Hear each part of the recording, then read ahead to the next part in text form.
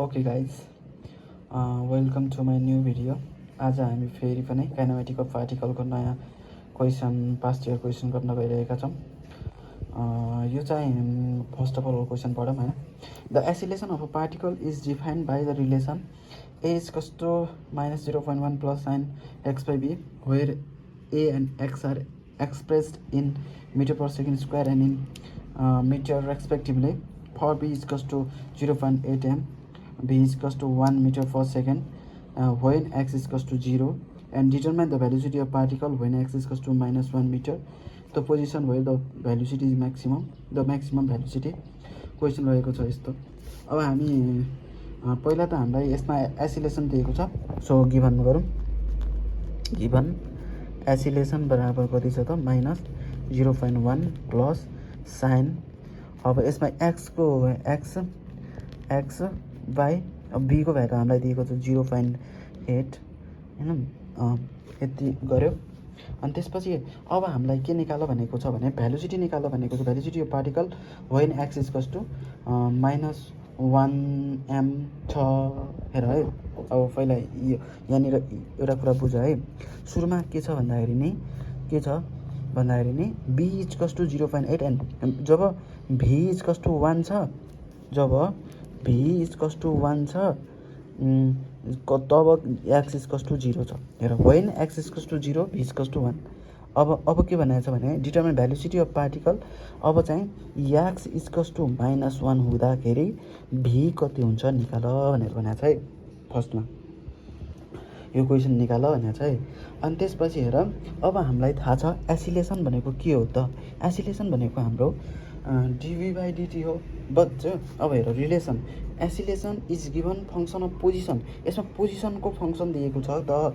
यसमा यदि टाइमको फङ्सन दिन्थ्यो भने है, एटीको फङ्सन दिन्थ्यो भने डिभी बाई डिटी हुन्थ्यो। के त के को फर्मुला चाहिँ के त एसिलेसनको फर्मुला डिभी बाई डिटी हुन्थ्यो। अहिले के को एक्सको यानि कि पोजिसनको फङ्सन दिएको छ। पोजिसनको दिँदाखेरि dv by dx into dx by dt हुन्छ। अब डिभी बाई डिएक्स इन्टु यो भी एएक्स पोजिसनको ठाउँमा भी डिभी बाई डिएक्स हुन्छ। यो रिलेसन हामीलाई थाहा हुनुपर्छ। हेर, अब यसमा पोजिसन दिएको छ नि त, टाइम दिएको छैन, त्यही भएर हामीले यो फर्मुला युज गर्ने। अब ए इज कस टु भी डिभी बाई डिएक्स। अब हेर, ए को भ्यालु राख्थ्यौँ हामी। ए को भ्यालु छ -0.1 प्लस साइन एक्स बाई 0.8 अनि डिएक्स इज कस टु भी डिभी। अब इन्टिग्रेटिङ गरौँ है, इन्टिग्रेटिङ गरौँ -0.1 plus sine x by 0.8 dx is कस टु भी डिभी। अब हेर है, यसमा लिमिट पनि राख्नुपर्छ हाम्रो। हेर, एक्स कतिदेखि एक्स 0देखि -1 सम्म छ, 0देखि -1 छ। अब यसपछि भी कति 1 देखि हामीले भी फाइन्ड आउट गर्नुपर्ने छ भी सम्मको। अब यो त इन्टिग्रेटिङ गर्नु पऱ्यो, यो माइनस बाहिर लिदिउँ। अनि त्यसपछि 0.1 अनि डिएक्स 0.1 डिएक्स भनेपछि डिएक्सको भ्यालु चाहिँ एक्स नै हुन्छ। डिएक्सको एक्स 0.1 एक्स, यो कति त 0देखि -1 सम्म। अनि त्यसै गरी प्लस, मैले यो डाइरेक्ट गरिदिएको छु है। यो जस्तो यहाँनिर के हुन्थ्यो भने ल यसको यो 0.1 dx plus integrating 0 - 1 sign x by 0.8 dx यस्तो हुन्थ्यो। यसको पनि मैले सिधै 0.1 डिएक्सको एक्स आउँछ। अब लिमिटको राख्दाखेरि के हुन्छ त, यो माइनस अगाडि नै हेर 0.1 एक्सको ठाउँमा -1 गर्दाखेरि -0.1 मात्र, यो -0.1 मात्र भयो प्लस। अब हेर है, अब यसको इन्टिग्रेसन के हुन्छ, साइनको इन्टिग्रेसन के हुन्छ, साइनको इन्टिग्रेसन के हुन्छ, साइनको के हुन्छ भन्दाखेरि नि कस हुन्छ माइनस कस हुन्छ, माइनस कस एक्स बाई 0.8 हुँदो इन्टु 0.8। यो उसको रुल छ है इन्टिग्रेसनको। अनि यो 0देखि -1 सम्म हुँदो हो। अब त्यसपछि यो माइनस त माइनस नै छ, 0.1 माइनस 0.1 प्लस प्लस अनि त्यसपछि अब यता चाहिँ के छ त 0.8 माइनस 0.8 कस एक्स बाई 0.8 यो चाहिँ इन्ट्रिग्रेसन कतिदेखि कतिसम्म 0 देखि -1सम्म अनि यो माइनस नै छ अनि 0.1 minus 0.1 plus plus plus plus अनि त्यसपछि चाहिँ के हुन्छ प्लस ओके प्लस यो भनेको माइनस 0.8 कस 1 by 0.8 minus 1 by 0.8 minus minus हुन्छ नि त माइनस माइनस अब प्लस भयो प्लस 0.8 कस 0 भनेको 1 नै हुन्छ यो यति भयो अनि के अरे माइनस 0.1 प्लस अब यो क्यालकुलेटरमा हान्दिउँ क्यालकुलेटरमा हानेपछि माइनस 0.8 कस माइनस 1 होल अपन 0.8 प्लस कति हुन्छ 0.8 गर्दाखेरि सरी यो गर्दाखेरि कति भयो यो भनेको कति त 0.5477 आयो है यो 7 आइसक्यो भने अब हेर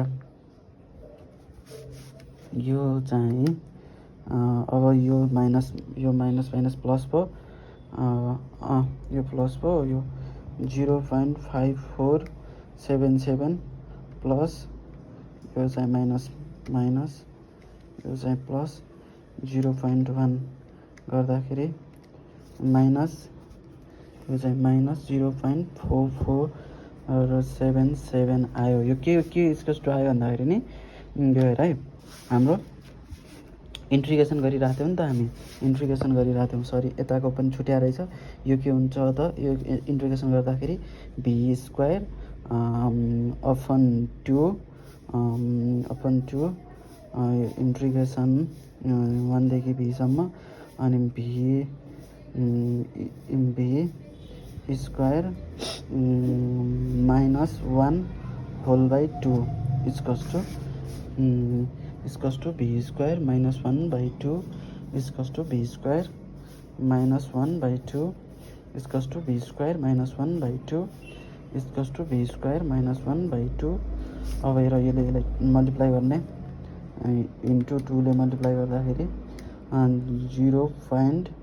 minus 0.8954 equals to b square minus 1 यसमा अब उता गएर प्लस 1 हुँदो भयो यो भनेको 0.1046 इक्वल्स टु b स्क्वायर अब इन्ट्रिग्रेसन अब b स्क्वायर भयो अब यो अन्डर रुटभित्र 1.1046 गर्दाखेरि b इक्वल्स टु 0.3234 के बतायो मिटर पर सेकेन्ड आयो होइन भ्यालुसिटी आयो यति नै हो आन्सर अब क्वेसन नम्बर 2 मा छ the position where the velocity is maximum हेर अब म्याक्सिमम कतिखेर हुन्छ म्याक्सिमम हुनको लागि जब एसिलेसन 0 हुन्छ एसिलेसन इक्वल्स टु 0 हुन्छ एसिलेसन 0 भयो भने म्याक्सिमम भ्यालुसिटी हुन्छ अब म्याक्सिमम भ्यालुसिटी भएको बेला चाहिँ त्यसको पोजिसन निकाल भन्छ अब एसिलेसन दिएको छ यसमा minus 0.1 plus sine x by 0.8 equals to 0 भयो अब हेर यो भित्र मल्टिप्लाई गर्दाखेरि minus sine x by 0.8 equals to 0.1 भयो अनि sine x by 0.8 equals to minus 0.1 भयो अब हेर sine inverse shift sine inverse minus 0.1 गर्दाखेरि sine x 0.8 equals to sine minus 0.100 भयो अनि त्यसपछि x 0.8 equals to minus 0.100 100 okay 0.8 into 0.100.100 गर्दाखेरि 0.08 x इक्वल्स टु 0.08 यो मिटर भयो। त्यसपछि चाहिँ के भनेको छ भने भ्यालुसिटी म्याक्सिमम भ्यालुसिटी भनेको छ। म्याक्सिमम भ्यालुसिटी भनेको एसिलेसन इक्वल्स टु 0 भयो। अब जुन त्यो क्वेसन छ नि कुन छ -0.1 प्लस साइन एक्सको ठाउँमा हामीले यो राख्दिने -0.08 डिभाइडेड बाई 0.08 अनि त्यसपछि 0.8 त हो। बी भनेको 0.5 0.8 इक्वल्स टु 0 गर्ने जति आयो त्यो चाहिँ यो सल्भ गरेर जति आयो त्यो चाहिँ पी म्याक्स हुन्छ। Okay this much.